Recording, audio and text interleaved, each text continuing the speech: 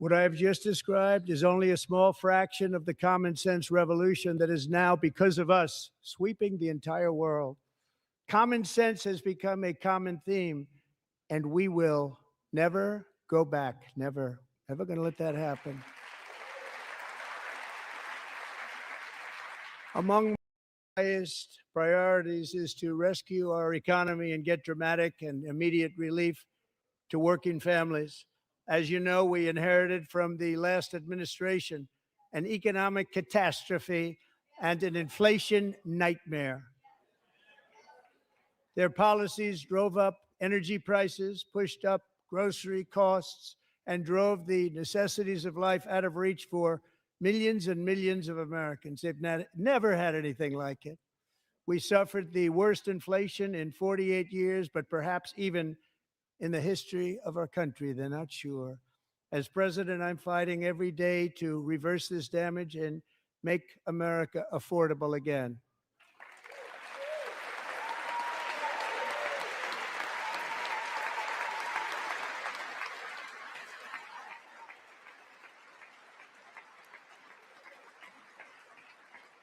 Joe Biden especially let the price of eggs get out of control. The egg price is out of control, and we're working hard to get it back down. Secretary, do a good job on that. You inherited a total mess from the previous administration. Do a good job.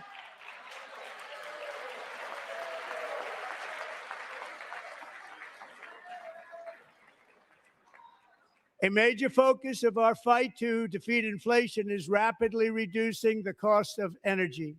The previous administration cut the number of new oil and gas leases by 95%, slowed pipeline construction to a halt, and closed more than 100 power plants. We are opening up many of those power plants right now.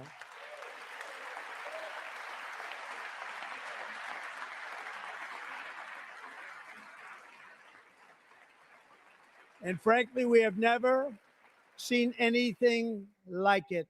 That's why on my first day in office, I declared a national energy emergency. As you've heard me say many times, we have more liquid gold under our feet than any nation on earth, and by far. And now I fully authorize the most talented team ever assembled to go and get it. It's called Drill, Baby, Drill.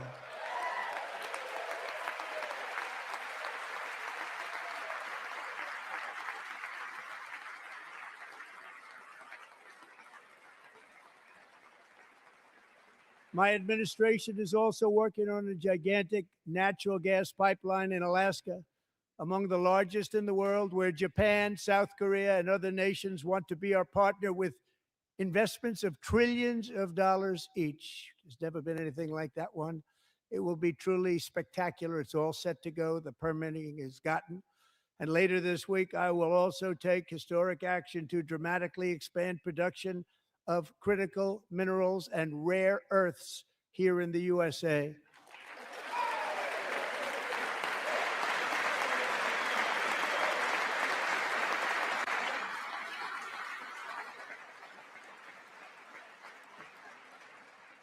To further combat inflation, we will not only be reducing the cost of energy, but will be ending the flagrant waste of taxpayer dollars.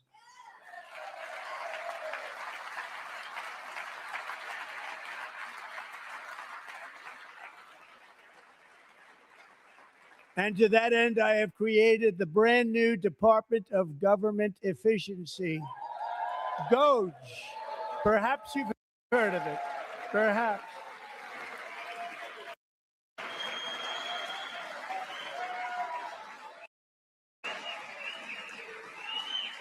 Which is head who is in the gallery tonight.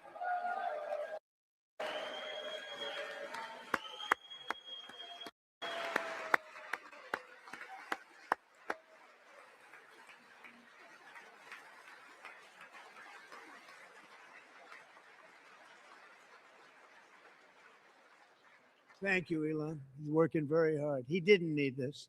He didn't need this. Thank you very much. We appreciate it. Everybody here, even this side, appreciates it, I believe. They just don't want to admit that. Just listen to some of the appalling waste we have already identified. $22 billion from HHS to provide free housing and cars for illegal aliens. $45 million for diversity, equity, and inclusion scholarships in Burma. $40 million to improve the social and economic inclusion of sedentary migrants. Nobody knows what that is. $8 million to promote LGBTQI+ in the African nation of Lesotho, which nobody has ever heard of. $60 million for indigenous peoples and Afro-Colombian empowerment in Central America. $60 million. $8 million for making mice transgender. This is real. $32 million for a left-wing propaganda operation in Moldova. $10 million for male circumcision in Mozambique. $20 million for the Arab Sesame Street in the Middle East. It's a program. $20 million for a program. $1.9 billion to recently created Decarbonization of Homes Committee, headed up, and we know she's involved. Just at the last moment, the money was passed over by a woman named Stacey Abrams. Have you ever heard of her? A $3.5 million consulting contract for lavish fish monitoring. $1.5 million for voter confidence in Liberia. $14 million for social cohesion in Mali. $59 million for illegal alien hotel rooms in New York City. He's a real estate developer. He's done very well. $250,000 to increase vegan local climate action innovation in Zambia. $42 million for social and behavior change in Uganda. $14 million for improving public procurement in Serbia. $47 million for improving learning outcomes in Asia. Asia's doing very well with learning. I don't know what we're doing. Should use it ourselves. And $101 million for DEI contracts at the Department of Education, the most ever paid, nothing even like it. Under the Trump administration, all of these scams, and they're far worse, but I didn't think it was appropriate to talk about them. They're so bad. Many more have been found out and exposed and swiftly terminated by a group of very intelligent, mostly young people, headed up by Elon, and we appreciate it. We found hundreds of billions of dollars of fraud.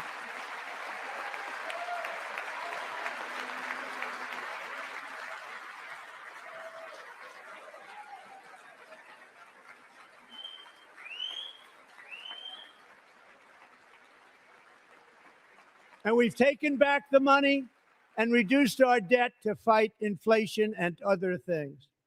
Taking back a lot of that money. We got it just in time. This is just the beginning.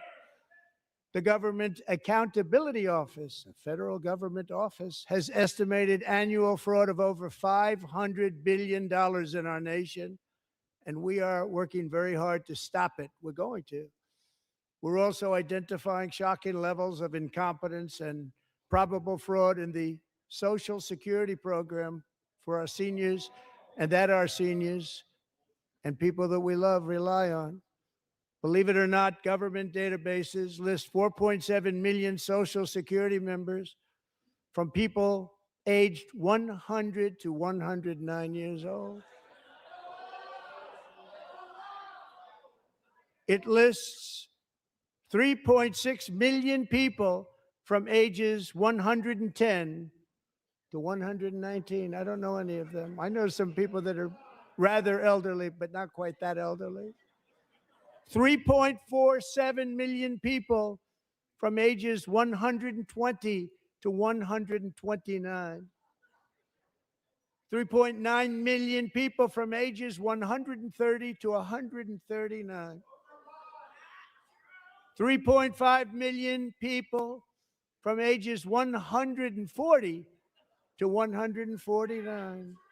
And money is being paid to many of them. And we're searching right now. In fact, Pam, good luck. Good luck. You're going to find it. But a lot of money is paid out to people because it just keeps getting paid and nobody does. And it really hurts Social Security and hurts our country. 1.3 million people from ages 150 to 159, and over 130,000 people, according to the Social Security databases, are age over 160 years old.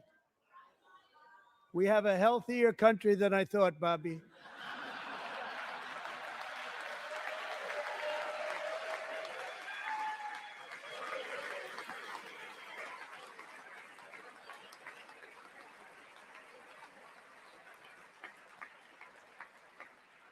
Including, to finish, 1,039 people between the ages of 220 and 229, one person between the age of 240 and 249, and one person is listed at 360 years of age.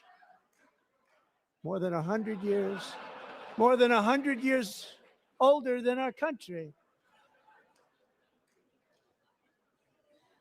But we're going to find out where that money's going. And it's not going to be pretty. By slashing all of the fraud, waste, and theft we can find, we will defeat inflation, bring down mortgage rates, lower car payments and grocery prices, protect our seniors, and put more money in the pockets of American families.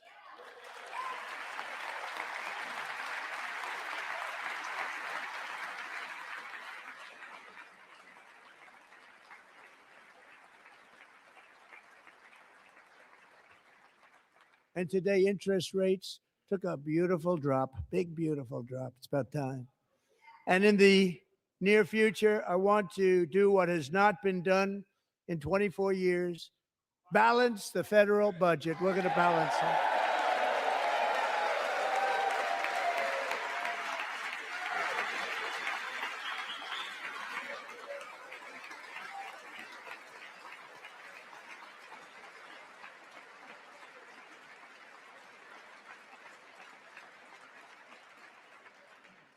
With that goal in mind, we have developed in great detail what we are calling the Gold Card, which goes on sale very, very soon. For $5 million, we will allow the most successful job-creating people from all over the world to buy a path to U.S. citizenship. It's like the green card, but better and more sophisticated. And these people will have to pay tax in our country. They won't have to pay tax from where they came. The money that they've made, you wouldn't want to do that, but they have to pay tax, create jobs. They'll also be taking people out of colleges and paying for them so that we can keep them in our country instead of having them being forced out.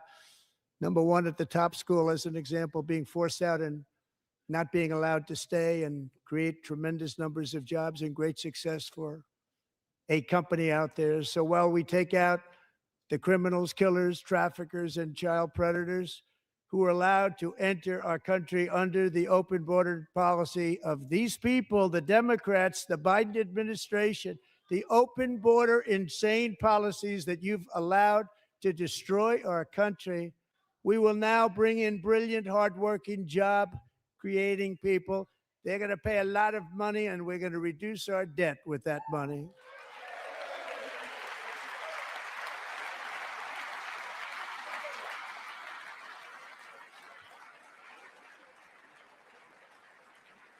Americans have given us a mandate for bold and profound change. For nearly 100 years, the federal bureaucracy has grown until it has crushed our freedoms, ballooned our deficits, and held back America's potential in every possible way. The nation founded by pioneers and risk takers now drowns under millions and millions of pages of regulations, and debt. Approvals that should take 10 days to get instead take 10 years, 15 years, and even 20 years before you're rejected. Meanwhile, we have hundreds of thousands of federal workers who have not been showing up to work. My administration will reclaim power from this unaccountable bureaucracy, and we will restore true democracy to America again.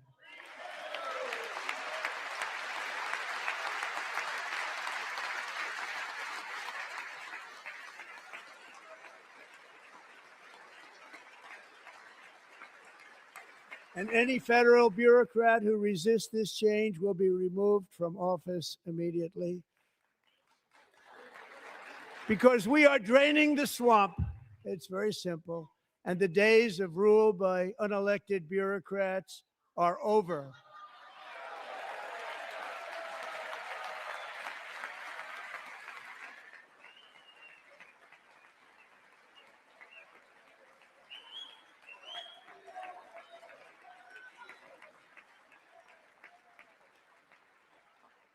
And the next phase of our plan to deliver the greatest economy in history is for this Congress to pass tax cuts for everybody. They're in there. They're waiting for you to vote. And I'm sure that the people on my right, I don't mean the Republican right, but my right here, I'm sure you're going to vote for those tax cuts, because otherwise I don't believe the people will ever vote you into office. So I'm doing you a big favor by telling you that. But I know this group is going to be voting for the tax.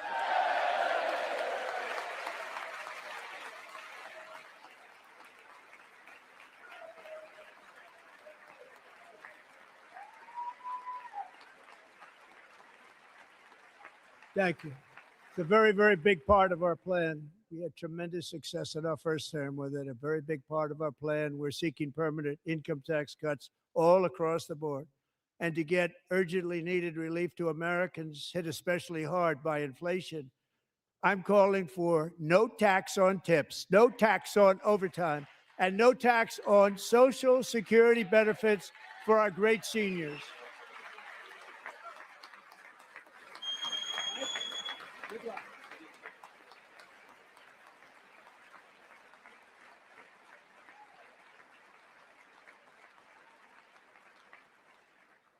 And I also want to make interest payments on car loans tax deductible, but only if the car is made in America.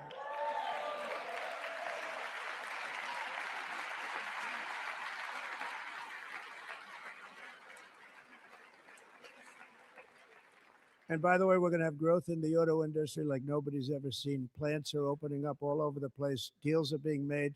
Never seen. That's a combination of the election win and tariffs. It's a beautiful word, isn't it?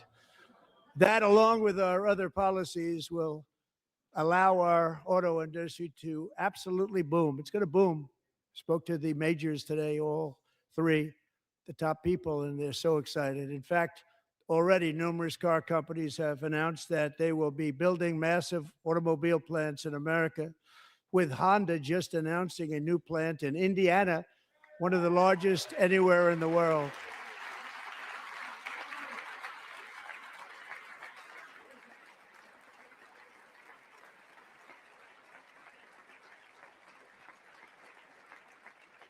And this has taken place since our great victory on November 5th, a date which will hopefully go down as one of the most important in the history of our country.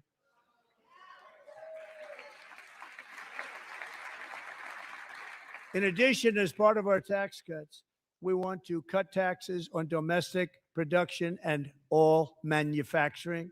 And just as we did before, we will provide 100% expensing.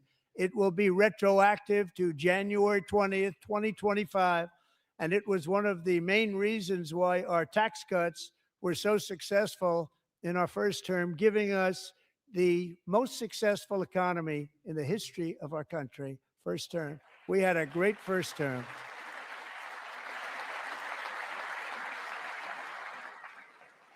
If you don't make your product in America, however, under the Trump administration, you will pay a tariff, and in some cases, a rather large one. Other countries have used tariffs against us for decades, and now it's our turn to start using them against those other countries.